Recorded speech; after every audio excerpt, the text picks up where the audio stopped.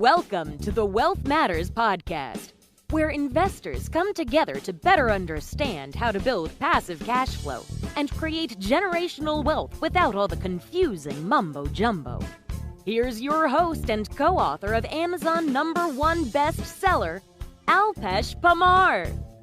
Welcome to Wealth Matters podcast. I'm going to talk to Alex Jarbo today. He's a short-term rental developer and manager. So I have, of course, interviewed a lot of short-term rental managers and operators, but not a developers. I'm looking forward to this episode. He was born and raised in Detroit, Michigan, and he served in the Marine Corps for more than 4 years, where he was stationed in DC. So this is amazing. And he left Marine Corps at just 22 years old to pursue his career as a real estate professional. Welcome, Alex. Thank you. Thank you for having me, man. Absolutely. So first question we always ask, tell us something interesting or funny about yourself. I was a magician for like 15. Oh, I still do it like just as like street stuff. But before the Marine Corps, I was a magician for 10 years. And then I've just done it on and off. I'm actually a Guinness World Record holder too. I guess that's no way. Yeah. How about for what? it's the furthest person to roll a coin. It was something on my not bucket list. It was one of those things where I was a kid and I always loved like going through those books and stuff. And I was like, man, I'd love to do one of those one day. So like put an application out, and like if you go on their website, I mean, they're like a year out, but you can choose records that haven't been broken yet, but like you can set one. And that's essentially, I got the certificate and everything. It's like over there somewhere. Oh, that's awesome, man. Yeah. So that is definitely interesting.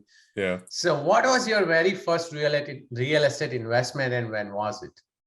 Yeah, so my first real estate deal where I was on the loan, I was on the title, was actually a development deal. It was our very first cabin. So when I first started looking for short-term rentals, I just couldn't find anything in my price range.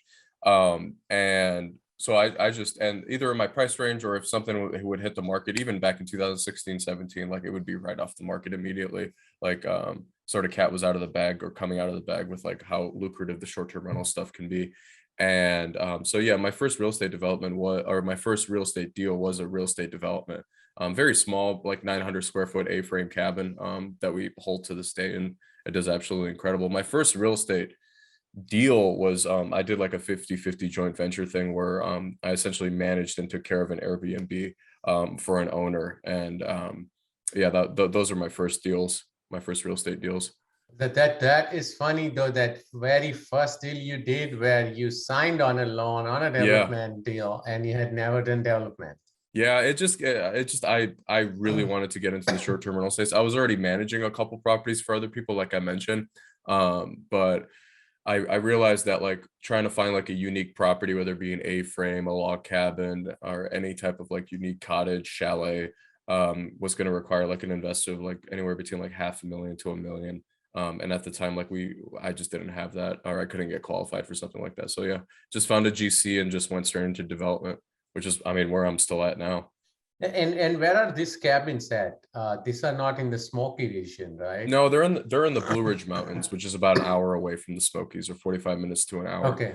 Yeah, they're in Asheville, North Carolina, or in the county at least. Okay, and you said they go like over $1 million. $500,000 to $1 million, even 3-4 years ago. Yeah, for the better ones, I would say that. That's sort of where they're at right now as well. I mean, we're developing in the like per cabin, probably around like the 350 to 500,000 per cabin. Okay, because I was personally myself looking at Smoky region as well, right before COVID hit. Yeah, it's even crazier now. Yeah, and it was around 350 to 400 range. It's probably closer to double that now, especially with everyone. Yeah, I mean, if you do look at it, if you look at all the people who teach on short-term rentals, YouTube, or any type of coach, they always push people to go to the Gatlinburg, Pigeon Forge area. Yeah, Gatlinburg, yeah. And that's just, I mean, there's a massive demand there, and there are developers that are going to that area as well. But it's just caused the prices to go so far out, especially with people like who are used to single family, used to multifamily, like Right. the cap rates are so compressed right now that they'll tell themselves like, hey, as long as I get a 10% cap, I don't really care. And so Right. Of that's course. sort of driving the prices up as well in that area. Okay. Yeah. So I was wondering at time that, oh, I'm going to buy, and COVID hit and I was happy I didn't buy because when it hit, short-term rental was For sure. clobbered. Entire travel industry was clobbered. Right. And we'll talk about that in the next part of the show. Absolutely. But, that's why I didn't pull the trigger. And it seems, yeah, it's coming back pretty strongly. So how did you get started in short-term rental? Like you said, you were managing. So, but what was the reason you came from Marine Corps? What was the reason you wanted to do short-term rental? Yeah, I got out. I decided to get out of the military. Just because I wanted to get married, and I saw a lot of my friends and stuff sort of have some sort of marriage troubles and stuff. And again, everyone's going to be a little different there, but I wanted to be able to essentially control my own schedule. So found real estate. Got like when I moved to the city. I had followed a couple people on YouTube that, and then I was a part of a flipping mentorship program back in 2016, and one of the guy who ran the mentorship, he had invested in short-term rentals, and I was more interested, and that sort of piqued my interest because to me short-term rentals is something where money can be consistently coming in compared to flipping, where it's like it's a one and done deal. Like once you have to constantly be bringing in deals and everything, compared to short-term rentals where it's a little bit more passive, or at least you could put systems in place to make it more passive. So that's why I was interested in short-term rentals, and the returns were just so crazy compared to what you would see with a normal single family house. So flipping is a transactional business, right? So it's more active, where single family rental to short-term rental, it's more not entirely passive, but it's more passive, and you can write off all those depreciation. Right. So that's why I love this, buy and hold. I have another question. Why build cabins when purchasing is so much easier? It's just how competitive it is right now. Like we do purchase still. So if we find a good deal and we pursue it and it works out in the numbers, we will purchase a property. But say like we looked at a cabin the other day that just hit the market at like 400,000, and it was a really good deal. We like to purchase, if we're purchasing a property, we like to purchase a property that has some acreage attached to it, maybe an acre to 5 acres, so we can do further development on it. But with that being said, I mean, I remember just trying to schedule a showing, and this was last week, just trying to schedule a showing, and there were no showing appointments available, and this property was vacant. And I'm a licensed real estate agent in this area as well. But I drove out to the property, and there were 7 cars in the parking lot. And it's like it's incredibly competitive. The barrier to entry to development is higher because, I mean, there's a specific skill set that you have to be, and a specific eye. But also there's less maintenance with new development, and then on top of that, we have almost complete control of what the property is going to look like. And I'm a very firm believer on developing unique properties, where the property is an experience in and itself. Oh, that makes sense, right? So price as well as building the way you want, right? Right. Because I'm pretty sure you research the market and see, okay, maybe the 4 bedrooms or this type of properties with this kind of living room would rent out faster or for a longer time than the other types of properties. Absolutely. Yeah, like right now I see like the barn type conversions, or the barn type of houses with like a small roof and long walls. A-frames do really well right now, and then just A-frames, yeah. the traditional, the traditional log cabin is a timeless thing as well. Like people love to be in a log cabin as well. That's true. And what do you do with the property? Do you mostly sell these properties after they are built? No, we long-term hold, at least a 10-year hold. That's both to the projects that I develop myself, and then the projects I take on with our investors. Yeah, especially if it's taking, say, like a couple months to find the land, another couple months to close on the land, and then anywhere between 8 to 12 months to develop.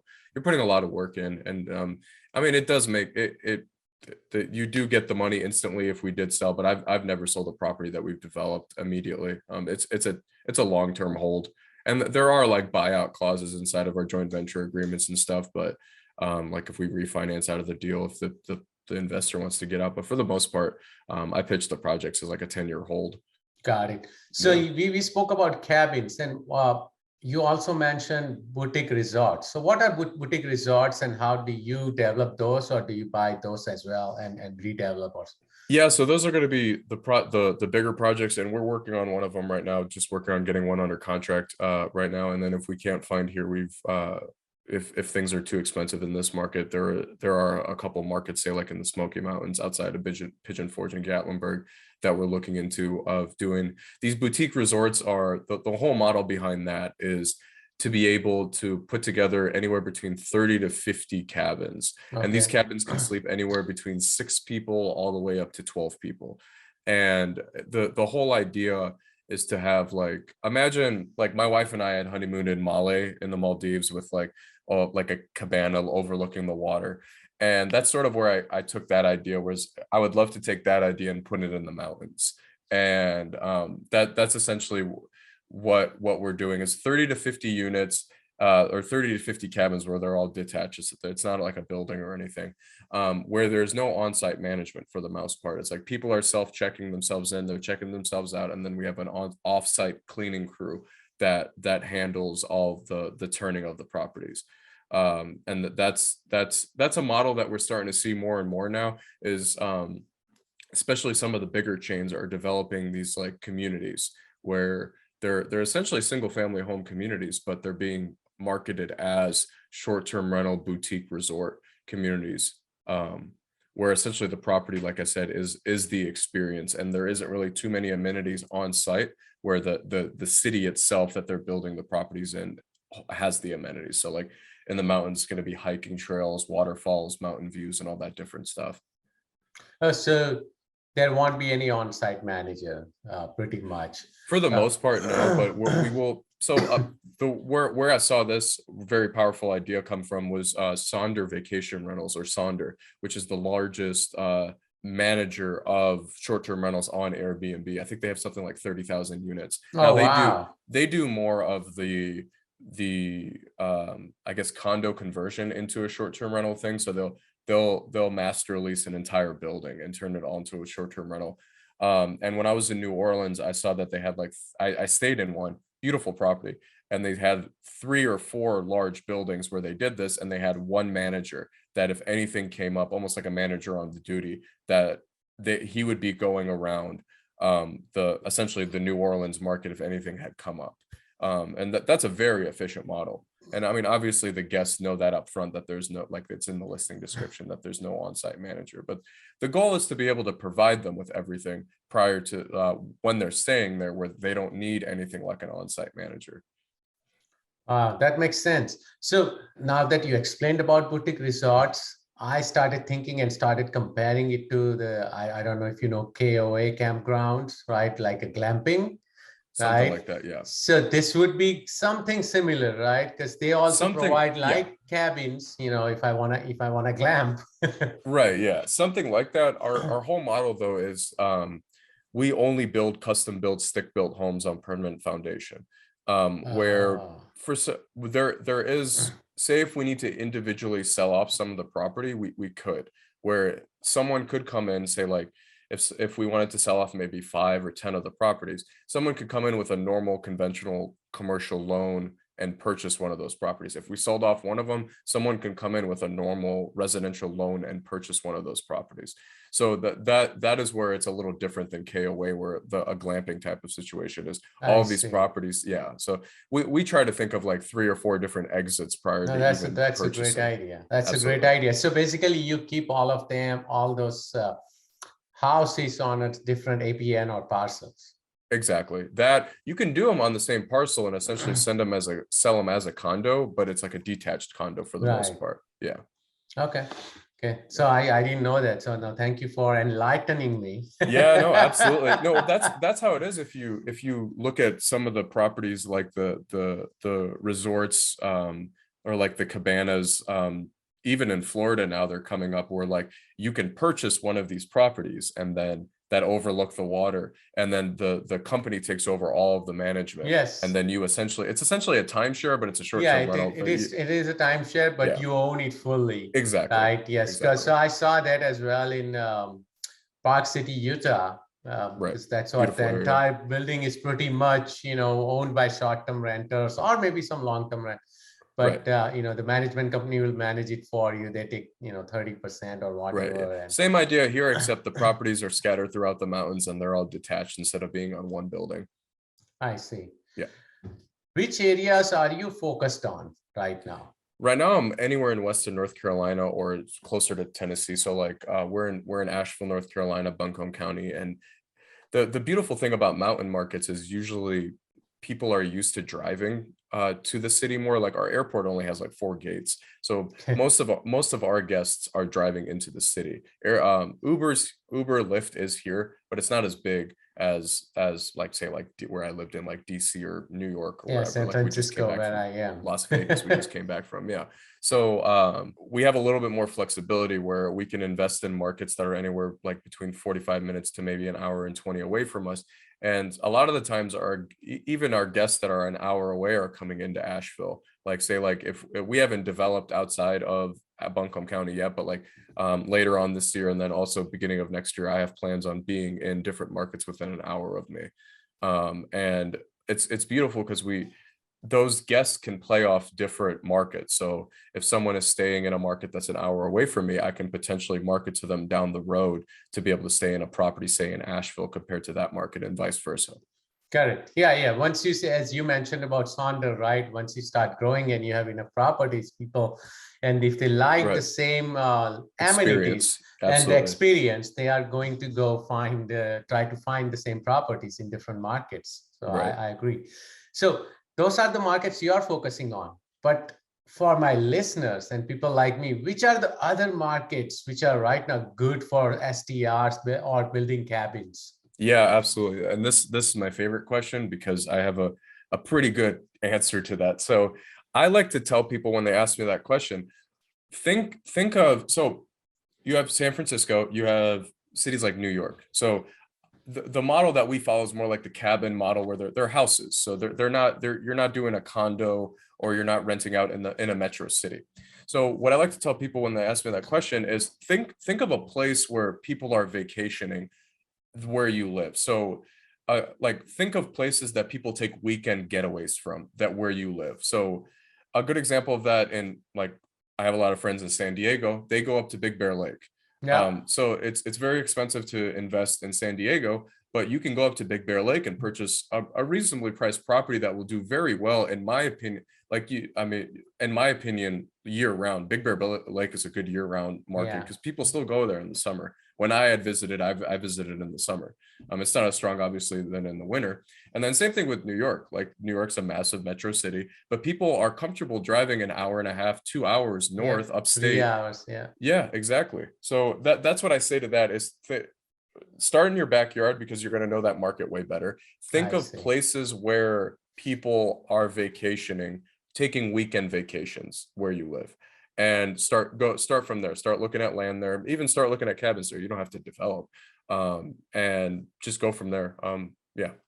Oh, that's a great point. And I started thinking about it because we live pretty close to Lake Tahoe. It's about 3 to 4 hours of drive, and we make weekend getaway in the winter, of course, for skiing and snow activities, as well as in summer.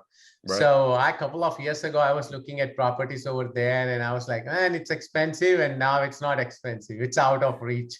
The same $400,000 condo is like 800, 900 grand in a couple of years. Exactly. So, but it's still, as you said, it's still cheaper than buying a house here in Bay Area. Right. Exactly. So I think that's a great advice. I'm going to go back. The funniest thing about San Francisco is that's like where Airbnb started, but Airbnb is technically not allowed in San Francisco.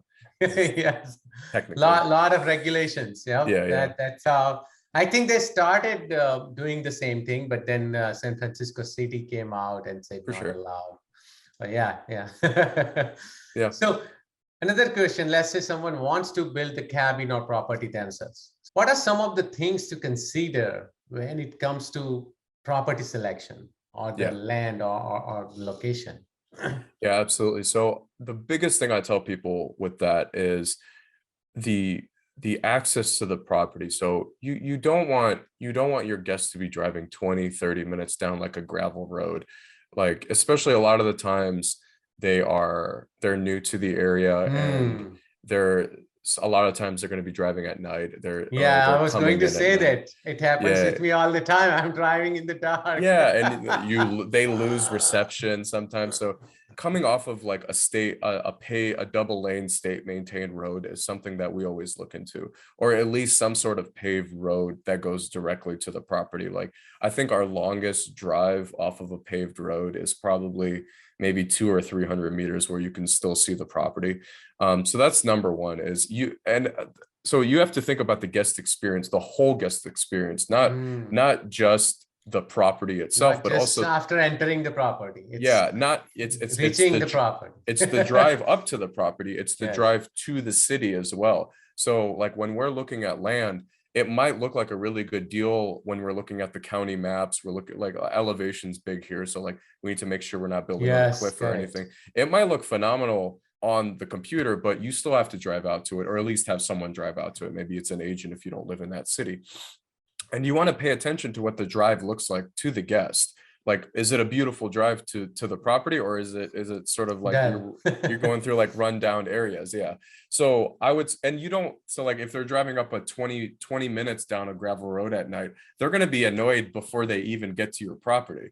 So it's Right. like you might have the best property ever, but they're going to get it, they're going to be annoyed, and then it's going to be in the back of their mind that they always have to make that drive during their stay as well. So I mean, just with any business, repeat customers is the lifeblood of the business. Reoccurring guests is, I looked at my calendar as like inventory. Like, I only have 365 days per property, and it's like if I'm constantly bringing in reoccurring guests, I don't have to market to future or more guests in the future. Yeah. Oh, that's great advice as well. So one is recurring, but as well as they may refer people, right? So Right, I end up absolutely, telling all my the friends, so they ask me, where do you stay in Tahoe? I'm like, okay, this is the place I have Absolutely. stayed and I loved it. Yeah. So that's another thing, right? Right. No, this is great. And I mentioned right before that when COVID was about to hit, I was planning to buy a property in Orlando and Gatlinburg for short-term rental. Didn't pull the trigger, and I was happy. So are short-term rentals still profitable with what happened in the last couple of years?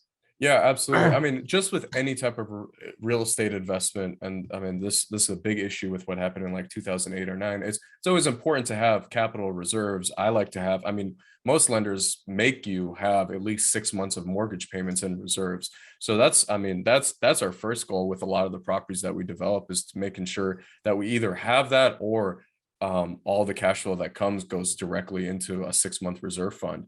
But when COVID first happened, I mean, we were only shut down maybe for a couple months. Now, what I saw a lot of hosts do is they started renting out long-term, say like month-to-month rents to traveling nurses, where the county, the city wasn't allowing hosts to rent out as short-term rentals, say like 2 or 3 days, but they were a lot of cities, most cities were allowing hosts to rent out month to month to traveling nurses. And there's websites out there where you can rent out. Yeah, there are websites like Airbnb, but it's specific to traveling nurses and traveling doctors as well.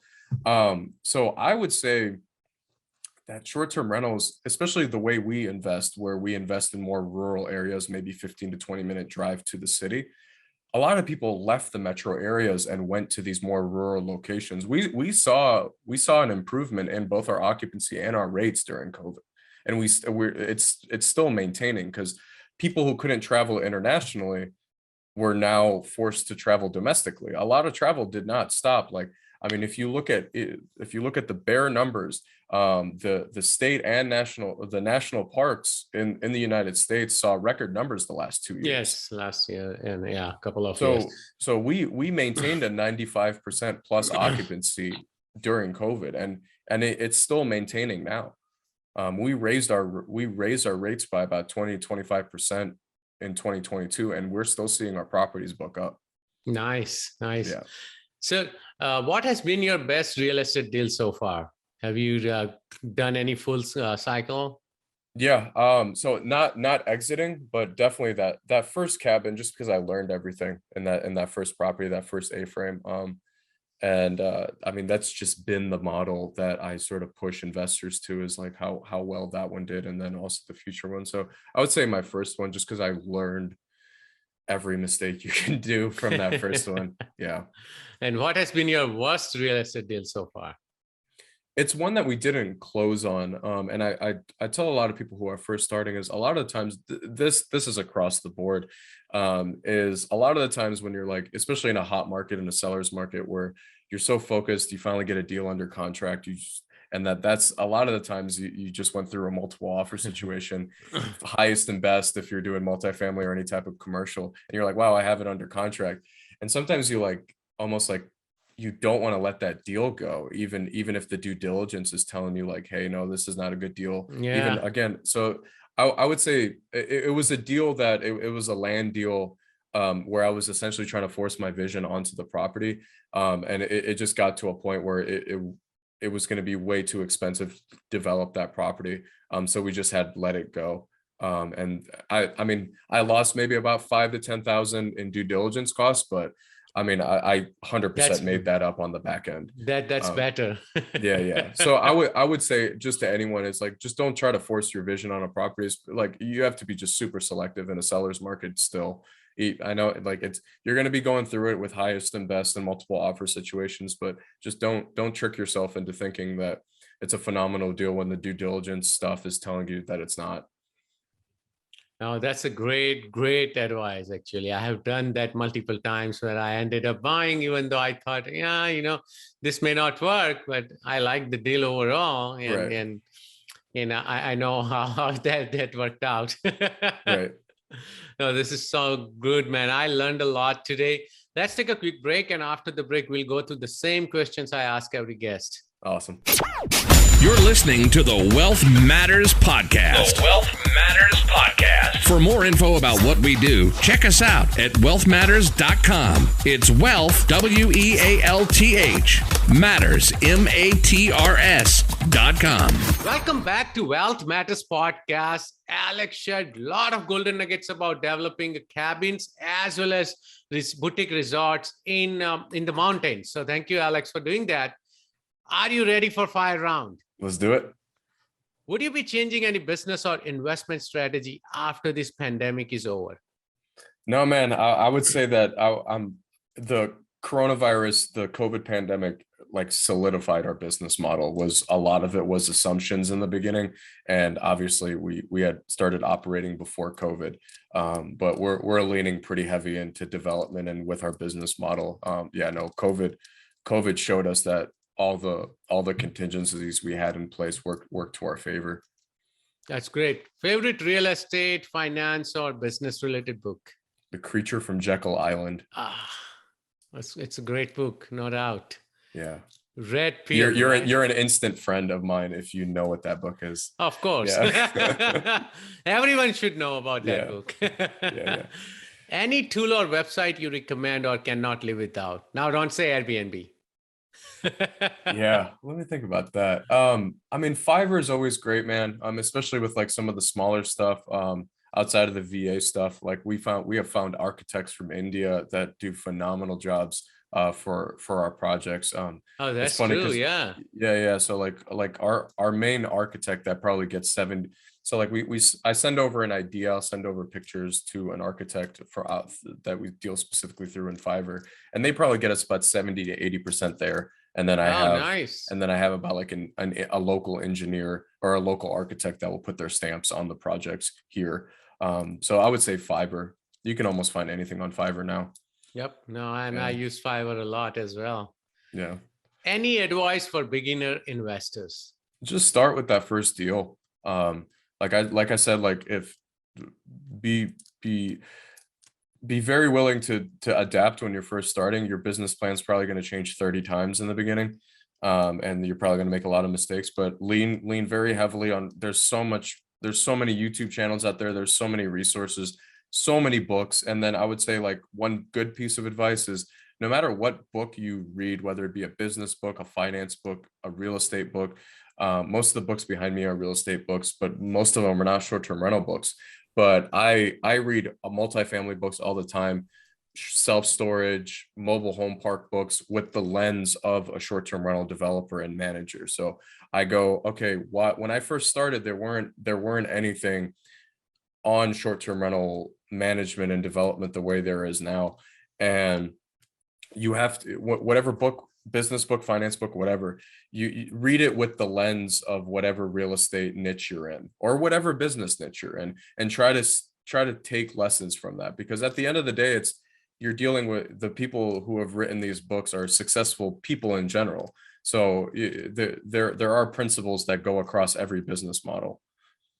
Man, that's a great advice. No one has given this advice. And I started thinking that, that's how I was reading about all this. And you're right, because it's not just the book may have concept about multifamily, but also the mindset, right? How they, let's say if it's about heavy value add in mobile home park, how they thought out of the box and trying to bring, let's say, revenue from Wi-Fi and the radio antenna and whatnot, right? Yeah, So, no, absolutely. That's a good example. What you just said about value add. It's like, when I learned about value add, it's like, how can I apply this to short-term rentals? And part of the value add I've already talked about was like, we'll purchase cabins that have land attached to it.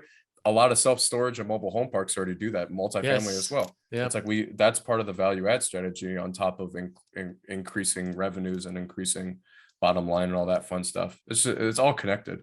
Yep. Awesome. How do you give back? The YouTube channel, I would say. I try to document everything. Like when I first started, there wasn't too much stuff. Now there's phenomenal YouTube channels out there, but just really documenting a lot. In real estate development, mistakes mean thousands, if not tens of thousands of dollars and a whole bunch of time wasted. And in real estate in general, like mistakes usually mean lost money or revenue or something. And so I've just tried to document everything that I've learned through the short-term rental stuff, whether it be management or development through the YouTube channel, and just obviously offer that for free through YouTube. That's great, man. How can my listeners reach out to you? I'm really good on LinkedIn. If you just look me up, Alex Jarbo. If my YouTube channel is Alex Builds, it's a little, the logo is like a little blue treehouse. If they're looking to invest, they can find my YouTube channel too on my website, sargoninvestments.com. Our investor portal is there. My YouTube channel is on there. And then we're also putting like a course together with some coaching that'll probably get pushed out sometime later next year. And there's a wait list for that as well. So if those are the three big things. If something free, something coaching wise, or if they don't want to do it or handle it, they could just invest directly. So thank you so much, Alex, for your time. Yeah, thank you too. Thanks for listening to the Wealth Matters podcast. If you enjoyed it, please leave us a 5-star rating on iTunes so others can enjoy the show too. Have a great week and happy investing.